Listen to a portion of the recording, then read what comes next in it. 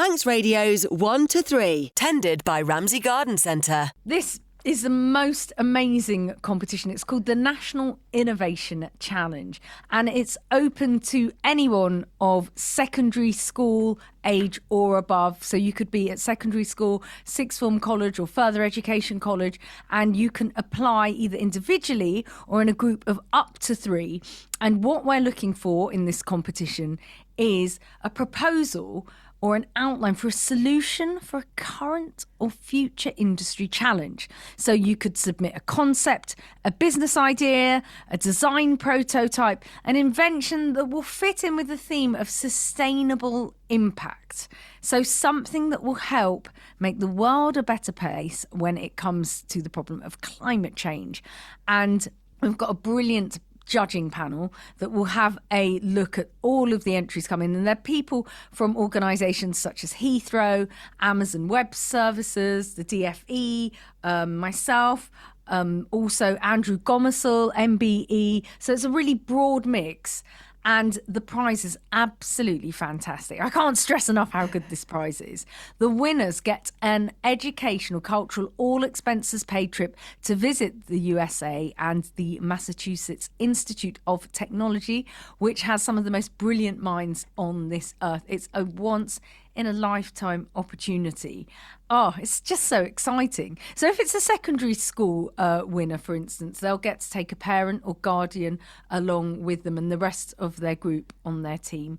And we need the entries, though, by Friday the 14th of March. So you've got 2 weeks to get your place of education on board and get your entries in. The details are all at hruc.ac.uk.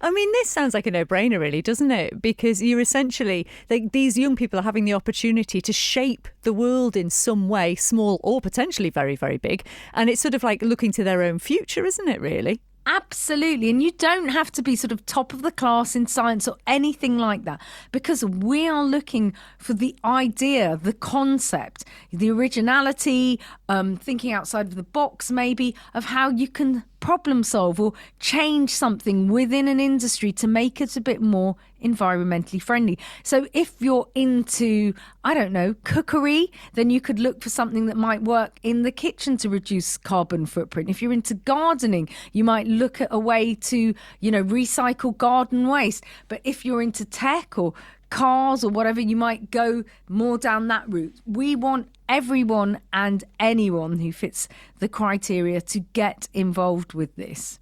I mean, what sorts of innovations would you be looking for? Because obviously you've just mentioned there's a whole host of different judges who I'm assuming will be coming from different backgrounds and different perspectives here. What are you personally looking for?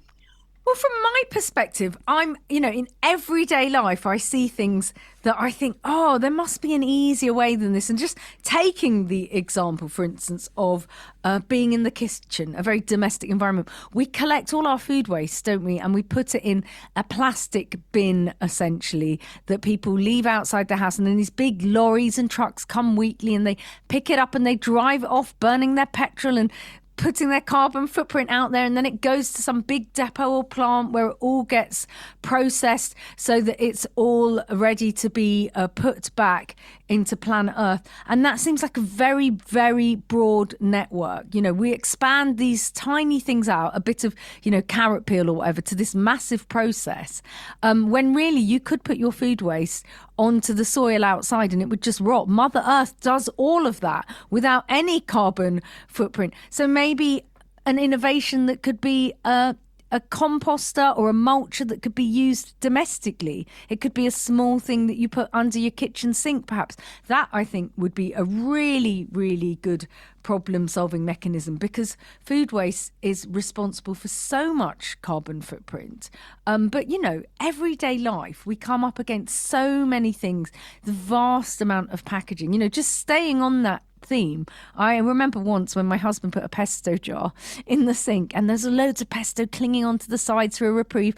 And, you have to clean out the jar and then it's really greasy. You might have to get the cleaning fluids out and clean the sink. And the bigger globs of pesto can go in the food bin. And then you separate the glass jar from the metal lid. And then the lorries come for the constituent parts of the recycling. Together, that lid and jar are a powerful alliance. But no, they're now just going to have to be carbon footprinted away to some depot to be recycled. Meanwhile, you might have to unblock the greasy sink and you've used the cleaning fluids. Maybe the plumber has to come out. One small process. What I'm trying to say here is one small process can cause so much carbon footprint. And you go to the supermarket and there's a million pesto jars and they're all in different shapes and sizes and they'll all be recycled like that. And, you've probably got the diet one, the supermarket own brand one, the high end one, the, whatever it is. And so we have so much consumer choice. We have so much packaging. We have so many processes and all of that brings with it an associated carbon footprint. So in any industry, there are problems that will need solving. Anything from, like I mentioned, just normal domestic chores to, working in hairdressing and all the plastic bottles that the shampoo comes in, or, working in an industry that uses a lot of fuel and has carbon footprint. There's so many things. Construction, people are looking at ways to have green walls and green roofs. Maybe you could come up with an invention that can put more plants in your house, like, a picture rail come plant holder that can go around, because all plants give oxygen out, making our atmosphere less carbon heavy. So there's so many different things. Maybe if you live near a beach, you can think about how you can tackle all the waste that comes onto our beaches. Any idea in any spectre of life can help make the environment better for us all to live in. And these are all excellent ideas already. It's something you're obviously very passionate about, Konnie. And I think this is an interesting thing to bring in the young people, because not only does it feel like the sort of younger generation probably have a better hold on the idea of sustainability and, sort of saving the planet than most of us do, but also they have that different perspective and that they still have that element of imagination that maybe helps them think outside the box a little bit.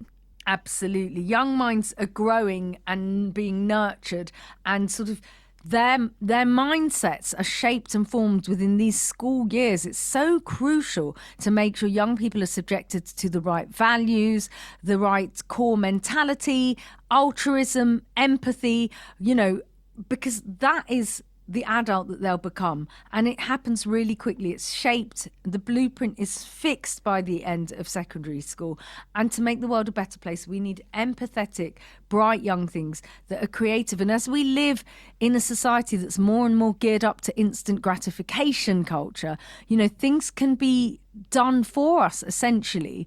And a good example that I've used before is the fact that, when I grew up, you'd buy Lego bricks and you'd make weird and wonderful creations. And nowadays, more and more you can find that you're buying things where it's predetermined on the box of the Lego. This is what you're making and these are the constituent parts for it. And so the more we are spoon-fed as a society, I'm just using that as a sort of metaphor or a parallel, the more everything's made easy, the more our brains can get a bit lazy. We all know that we rely on maybe Google or Wikipedia or your smartphone to remember things so that you don't have to. Young people haven't got to that cynical, jaded place yet. So they're not carrying their smartphone around with them as their external brain. Their brain is shaping and forming. So we need to preserve creativity and inspirational mind patterns and mind thoughts that can help to make the world a better place. Absolutely. Well, listen, we've only got a few seconds left, so in the last 10 seconds, speaking of creativity and innovation, what was your favourite Blue Peter make, Konnie? Oh, it has to be Tracy Island, when they repeated Tracy Island. Because, upcycling is all a part of being creative and thinking how to repurpose something and reuse it. And Tracy Island did that brilliantly. Pipe cleaners, drinking straws, Philadelphia tubs. I'm not allowed to say that, am I? Cream cheese tubs. Sticky back plastic. Well, listen, thank you so much talking to us. Really inspiring, and let's hope we get those young people of the future changing our world for us. Thanks so much. Manx Radio's 1 to 3, tended by Ramsey Garden Centre. Open 7 days a week.